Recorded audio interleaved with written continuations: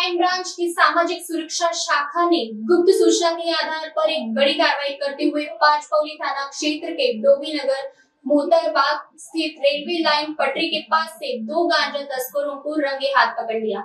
आरोपी से पूछताछ में मुख्य सप्लायर का नाम भी सामने आया है।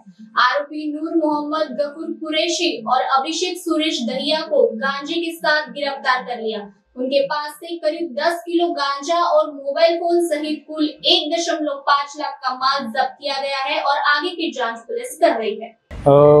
पोलीस आयुक्त नागपूर शहर आणि additional CP sir, DCP sir आणि एसीपी सर यांनी अंमली पदार्थ विरोधी कारवाई करण्याबाबत सूचना दिल्या होत्या। त्याप्रमाणे आमच्या सामाजिक सुरक्षा विभागाला गुप्त बातमीदारामार्फत माहिती मिळाली की Pachpaoli police station हद्दीमध्ये भीमरत्ननगर Dobby Motibagh या झोपडपट्टीमध्ये 2 इसम चुप्या पद्धतीने गांजा विक्री करत आहेत।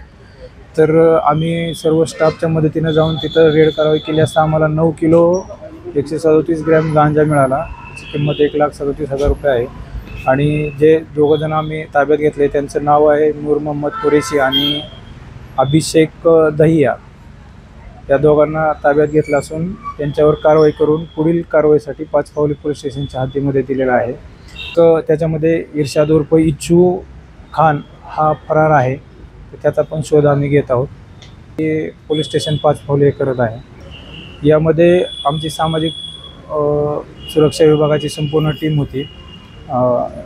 पोलीस निरीक्षक शिरे साहेब आणि इतर कुणाल, अश्विन, समीर, शेषराव, किशोर, लक्ष्मण, प्रकाश हे सर्वजण होते आणि वरिष्ठांच्या मार्गदर्शनाखाली ही कारवाई झालेली आहे।